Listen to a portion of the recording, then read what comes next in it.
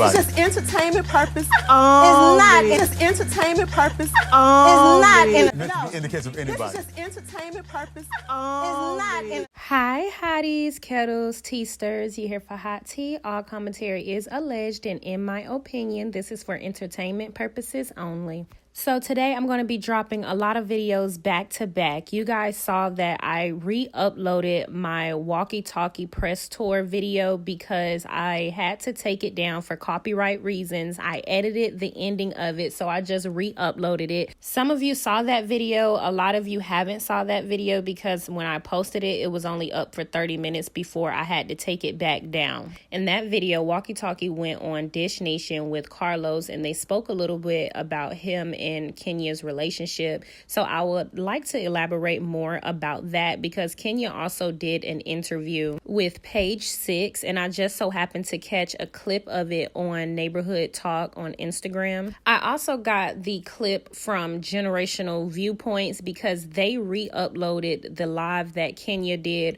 with Carlos. This had to be a few years back, but this is what Walkie-Talkie was talking about on Dish Nation as well. So we're going to talk about all of that today in this video.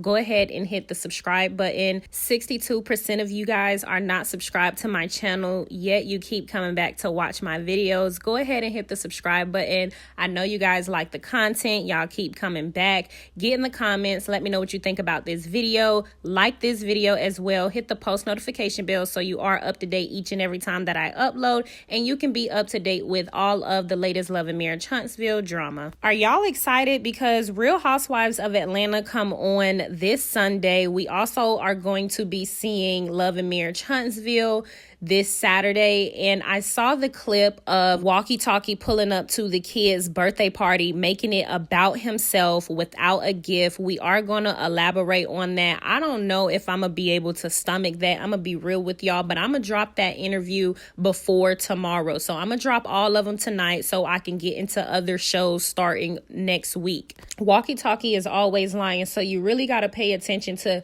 the things that he be saying. He tell a little bit of the story. He don't tell the full story. So that's why I wanted to pull the clips, because I didn't actually catch the live that Kenya did with Carlos. And after watching it over at Generational Viewpoints on their YouTube channel, I realized that it was an older live video. So it was interesting, and I am going to break that down as well. But let's go ahead and get into the Dish Nation clip. I did cut it down to the ending part, specifically when he was only talking about Kenya. Now, I do have one more question about this Real Housewives crossover. Okay. Now, I did see Kenya say the other day that somebody bald-headed had the nerve to come for her. Was that bald-headed person you? She was speaking to me, but I didn't come for her, though. Are you sure? Did you speak the truth? That's it. That's how I killed that whole scene. I killed it because she was lying to me. I was in the DMs. It's so crazy that you beside me. Because just pay attention to how he said he killed the whole scene, as if he a movie star or some shit. Because she said I was in the DMs, and it was about 6 months ago. I'm like, let me just see if I ever messaged her. I looked at my phone like, damn, I did DM her. I said, damn, I did. Scandal. Man, I'm telling you, bad boy. What you say? But I said, thank you so much, I guess, for your praise, whatever she said when she was interviewing with you, Carlos. Everything also comes back to me. And that was it. I said, thank you. So I went through the phone on the table. I said, look at that. I said, why the hell are you up here lying? Like I was trying to holler at you or something. So she made it seem like that's what it was. What? Yes. And then it was 2 nice. years ago, not 6 months ago. Wait, so she waited till the cameras came up to bring that up? I said, look at us trying to get a storyline. Not for me, you want. Wait, what kind of tone could someone read that into where it even would sound like romantic or like a show? The thing is, she deleted it on her end. Better keep your receipts, Martell. Martell. You better. I killed it. On that Housewives, you better keep your receipts.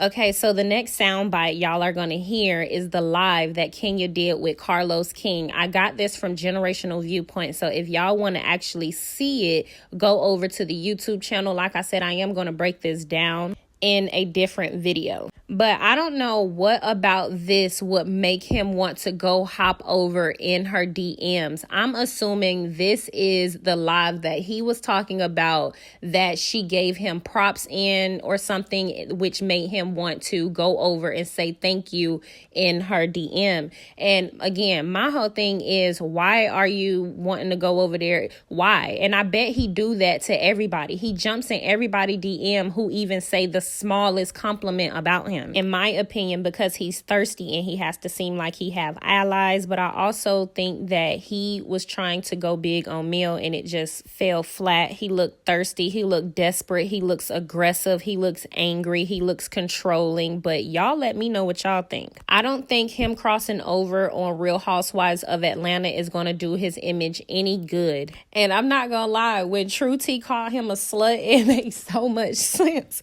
Because why is he over there talking about he killed the scene? What are you over there doing, showgirl?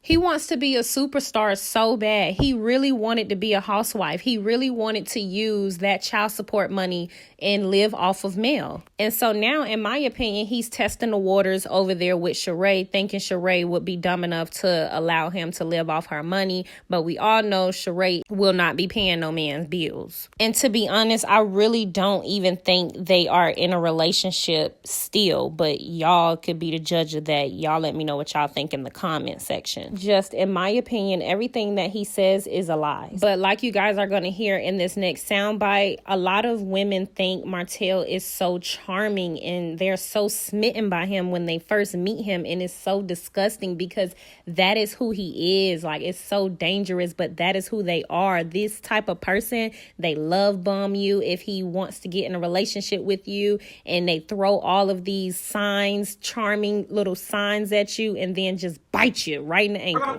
We're gonna play this game. Out of my Love and Marriage Huntsville cast, yes. Tell me which cast member reminds you of an Atlanta housewife or husband. So I'll say the name first. So does Martell remind you of? Oh.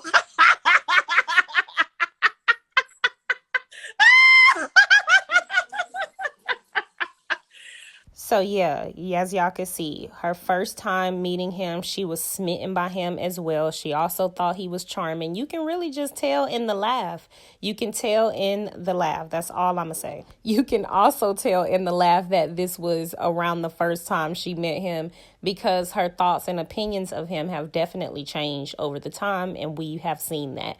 That's typically the pattern. Anytime someone meets him, they're all charmed up and smitten by him and whatever, and then it's always they end up getting just a bad taste in their mouth by him. And that's what we're going to see on Real Housewives of Atlanta. So good for you, Martell. Way to cross over and completely destroy your image. I also don't believe there's nothing Carlos will be able to do for you. And I can't wait to see what it's going to look like on the reunion, if he even gets to get on the reunion. Oh my God, that's so easy. That's Apollo. That's Apollo all day long, baby. That's Apollo all day long. We know now that Kenya thinks Walkie Talkie reminds her of her husband and Ralph, which is Drew's husband. But I want to know, what about him would remind you guys of Apollo, in y'all opinion? I don't know. I don't see what personality traits he has that is kind of similar to Apollo. Maybe it's because both of them are kind of goofy and funny, because I do think Apollo was kind of funny and goofy. Maybe both of them are kind of charismatic and charming. Maybe that's it. But realistically, I too much don't see it. But then again, I do, because Apollo did run up on Phaedra, and Phaedra had to hit him with the legendary line, "Get away from me with this, Apollo." So that's what that could be. I can actually see that now. I think Kenya was spot on with all of her opinions on the castmates of Love and Marriage Huntsville. He is one of those tricky ones, you know. He's likable. He's likable, even though he is out in those streets. You know? I think in the beginning he was likable, but now all of his actions that he's displayed, he's just a very unlikable, aggressive, nasty, manipulative, abusive person, in my opinion. Even though him and Mel divorced, most women, most of the viewers, most of the people, really all of the people, just wanted him to just get himself together and just do right by the kids. Nobody even cared anymore about the situation. It was what it was.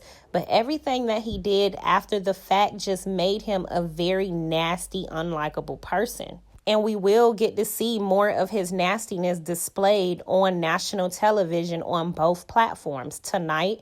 And really tonight, both platforms are going to show his nasty behavior.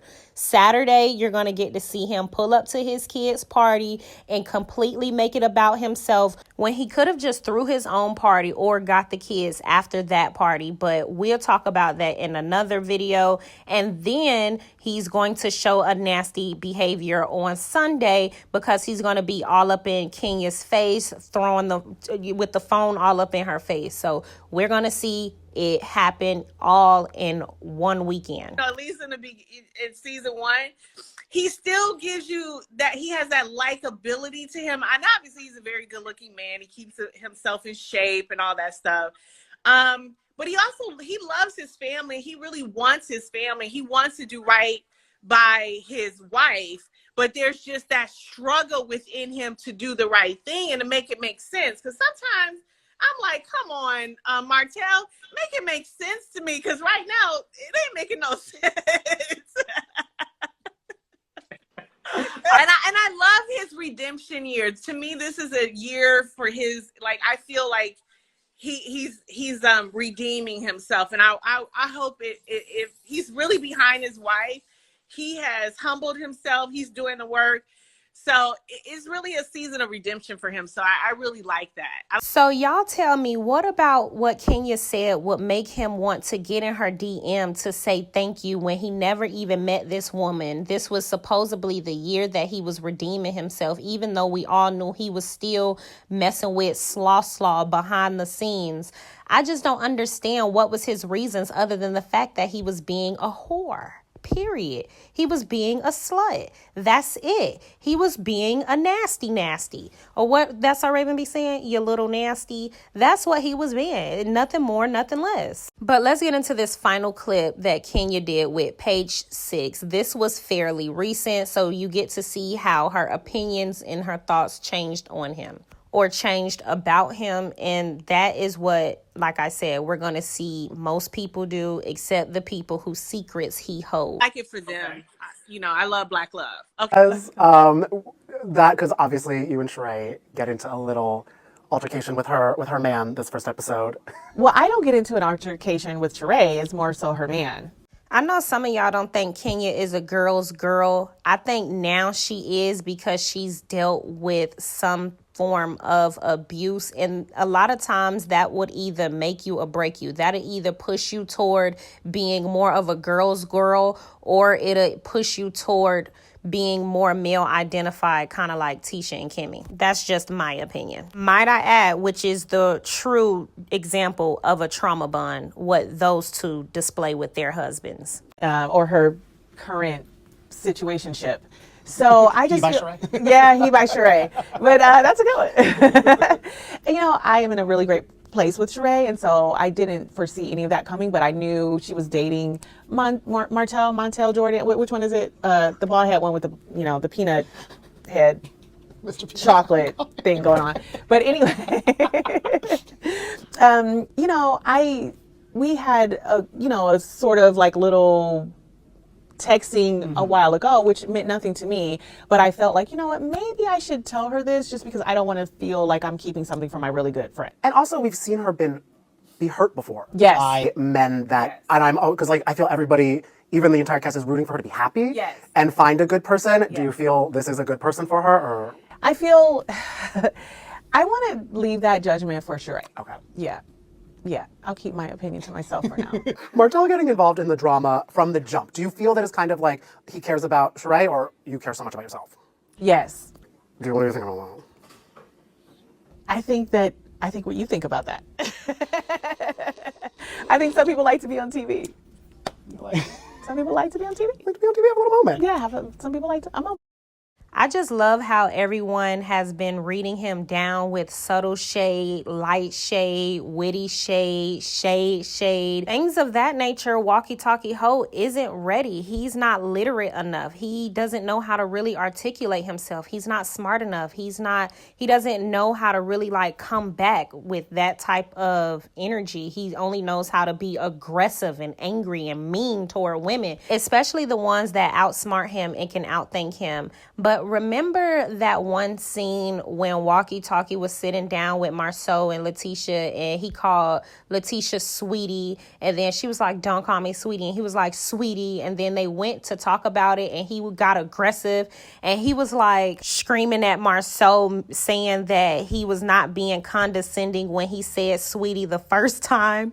But it's like, what about the second time? He's just so weird. But y'all, I don't like him. I cannot wait to see how this translate. It's not gonna look good. Mel is gonna be vindicated. Like I told y'all, Sheree is going to be Mel's ally, not in the way that you guys are thinking. She is just going to confirm the things that we've been thinking about him. So in the first hand, she's going to come across as though she likes him and that she's there for him, and then he's going to cheat on her or do something stupid, and then they're going to showcase him in a bad, nasty way because he's a nasty, wicked man. Like Kenya said, he cheated on his wife, so he'll do it to Sheree, and it's going to vilify him. Because why would you go over there and do that to that sweet, soft, nice lady that has been through all of that trauma and turmoil with all of these men on national television, and you took your wife through that, so you said you were going to be a good man to her, and now you aren't. I'm telling you, it's not going to look good for him, y'all.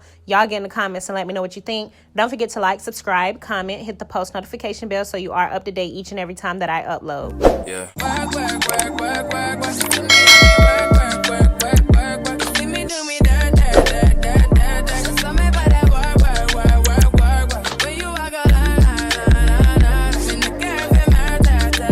It's just entertainment purpose. It's not. It's just entertainment purpose. It's not. No, In the case of anybody. this is just entertainment purpose. It's not.